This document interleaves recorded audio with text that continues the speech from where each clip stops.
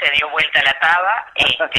A veces está bueno hacer referencias a refranes populares que tienen un origen, en este caso en un juego, en donde con un hueso de vaca forrado en sus caras, con chapa de bronce y una chapa plateada, generalmente de zinc, se usaba frecuentemente para lograr ver el estado de la suerte de quienes tiraban este hueso.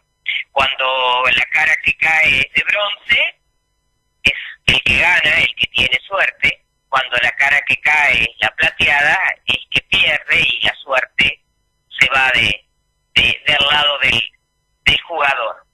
Eso es lo que el juego popularmente, luego traducido a un refrán que todos habremos escuchado a lo largo de nuestros días, se utiliza para dar cuenta de esa suerte o cambio de suerte que se puede haber dado. En este caso, más que suerte o mala suerte, lo que queremos mostrar con este título, que ahora quienes promovimos las juntadas de firmas para alcanzar la posibilidad de llegar a un referendo, estamos en una posición de fuerza o una posición distinta, porque de algún modo, a lo largo de todos estos meses que duró la campaña de recolección, se ha intentado explicar de manera general y particular el por qué se busca ir a referéndum de 135 artículos de la ley 19.889 o ley de urgente consideración. Entonces, ahora los que tienen que explicar el por qué mantenerlos son otros, porque nosotros hace muchos meses podríamos dar un derrotero, en este caso en el catalejo, la cantidad de veces que hemos hablado sobre los artículos en la sección de educación que afectan a la vida y al desarrollo de la educación en nuestro país, y el por qué era necesario llegar a la posibilidad de un referéndum. Bueno, esas explicaciones ahora deberán venir de la otra parte, con una idea que sigue manejando la Comisión Pro Referéndum, que a mí me parece bien interesante, de la explicación un día, un artículo, porque en estas posibilidades que nos pusieron de ley ómnibus, en el sentido de un montón de factores o acciones que tienen que ver con la vida de los uruguayos metido en una ley de urgente consideración, bueno, ir explicando uno a uno será algo que nos ayude a desmenuzar un poco este menú tan variado que existe. Por supuesto, en nuestros catalejos de lo que hablaremos será de la sección de educación. Yo me voy a detener en un artículo que en estos días tenía a través de placas explicaciones que me parece que está bueno que más allá de esas placas pudiéramos profundizar. Es el artículo 127 que está puesto para que sí se derogue este artículo. Este artículo elimina la obligatoriedad de la enseñanza media superior y no asegura la extensión de los tiempos pedagógicos y curriculares en los otros niveles educativos.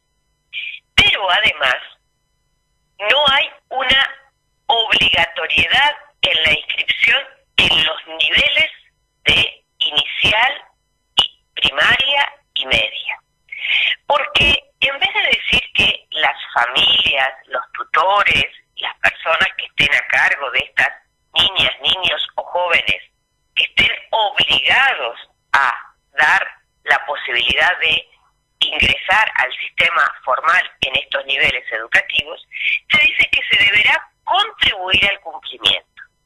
Esto no es más ni menos que un vaciamiento de la responsabilidad que el Estado tiene en asegurar que en esos niveles educativos efectivamente nuestros niñas y jóvenes vayan a las instituciones educativas. Porque los mecanismos, y todos lo hemos visto y sabido a lo largo de nuestras trayectorias de vida, que los mecanismos de control es lo que aseguran efectivamente esa obligatoriedad. una prestación que el Estado da a una familia, a un tutor, que esté sujeta a su inscripción y continuidad en los sistemas educativos, es una forma de obligatoriedad. Pero para eso tienen que estar planteados los mecanismos de control y el Estado debe tener la disponibilidad para que ese control efectivamente se dé. Al cambiar simplemente una palabra, deberá contribuir al cumplimiento y no estará obligada a cumplir. Esto, tan sutil que parecería ser algo menor en la redacción del articulado, da ese punto clave. El Estado se deslinda de la responsabilidad de controlar que nuestros niños estén en las instituciones educativas.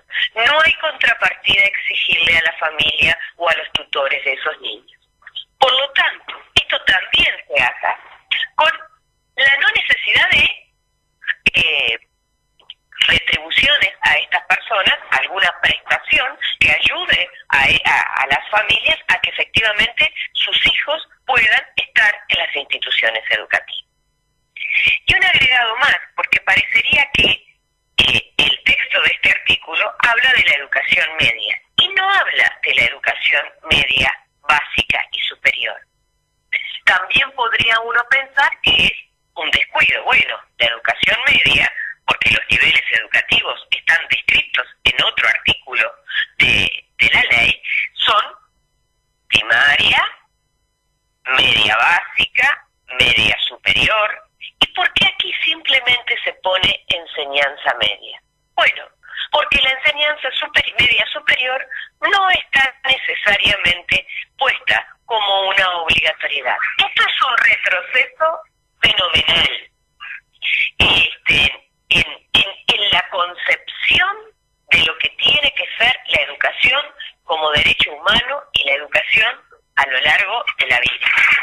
Yo quiero recordarles a los oyentes que la ley de emergencia post-dictadura, la ley de emergencia para la educación, la 15.739, fue la que introdujo por primera vez la obligatoriedad para la enseñanza media básica.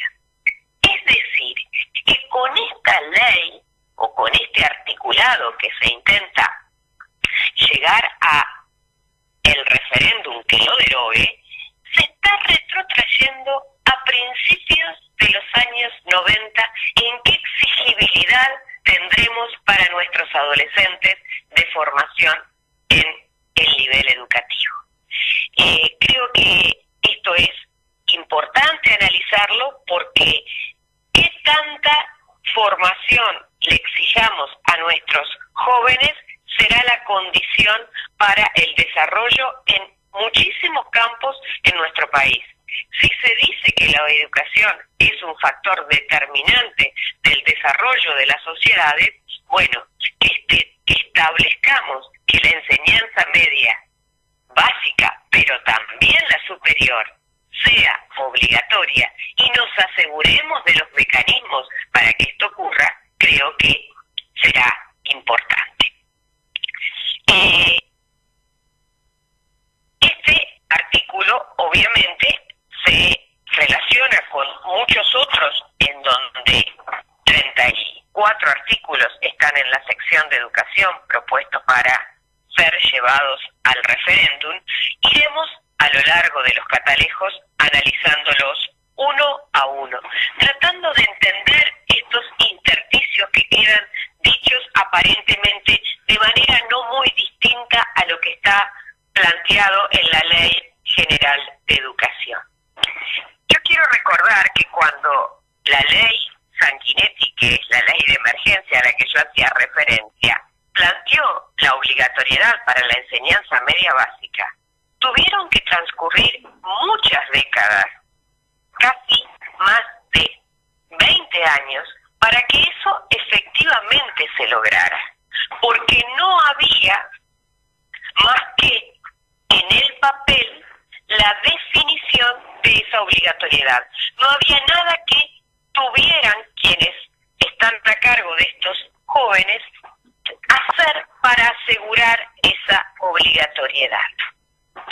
Esto se trata de algo muy importante. Ustedes, todos los oyentes, a lo largo de mucho tiempo, habrán visto de un lado y del otro decir que la enseñanza o la educación en el Uruguay está muy mal, que de cada 10 jóvenes que entran a la enseñanza media superior solo salen 4, que el compromiso que el Frente Amplio había tenido de llegar al 100% en la enseñanza media superior no se cumplió. Pero ahora, ¿qué hacemos? Con estos textos, de algún modo, sacamos al Estado de esa responsabilidad. Y como no se va a cuantificar, no sabremos si el 100% de nuestros jóvenes culminan o no la enseñanza media superior. Por eso a veces los mecanismos de acción política resultan bastante perversos y es bueno mirarlos y analizarlos con detenimiento. Otro asunto que quiero dejar planteado, pero que será propuesto para un catalejo más adelante, que tiene que ver con que las semanas pasadas, al 30 de junio, cuando vencía la presentación de la propuesta de rendición de cuentas por parte de los entes de la enseñanza, el Ministerio de Educación y Cultura presentó el Plan Nacional de Educación. Plan Nacional de Educación que también está previsto en un artículo de la Ley de Urgente Consideración, que según dice el texto de la ley aprobado el año pasado, debe presentarse previo al presupuesto nacional. Situación que no ocurrió porque la Ley de Urgente Consideración se aprobó pocos meses antes de aprobado el presupuesto nacional, por lo cual el Ministerio pidió un plazo adicional para presentar ese Plan Nacional de Educación. Ese plazo adicional se dilató en un año porque lo presenta ahora cuando se presenta la rendición de cuentas para el 2022. Quiero decir, no porque la cantidad haga a la cuestión, pero es un Plan Nacional de Educación que tiene 36 páginas. Es decir, es un plan muy breve en sus contenidos. No es muy denso conceptualmente y que a su vez la mayoría de las páginas escritas allí refieren al plan de desarrollo presentado por la ANEP ya para el presupuesto del año pasado. Porque acá nuevamente se empieza a dar una lógica que nosotros habíamos visto en la década del 90 con buena extensión, que es presentar propuestas educativas a través de las leyes presupuestarias. Lo que recoge este Plan Nacional de Educación es fundamentalmente lo que dice el Plan de Desarrollo de la ANEP. Pero sobre otros componentes que el Ministerio de Educación y Cultura tiene como cuestión central en cuanto al educativo, quiero decir todo lo que tiene que ver con la educación no formal y también con espacios formales de educación que no son atendidos por la ANEP, como son, por ejemplo, los CAIF, como es el desarrollo de líneas transversales en la educación, como la educación ambiental, que fundamentalmente tiene un eje, un desarrollo en el espacio no formal.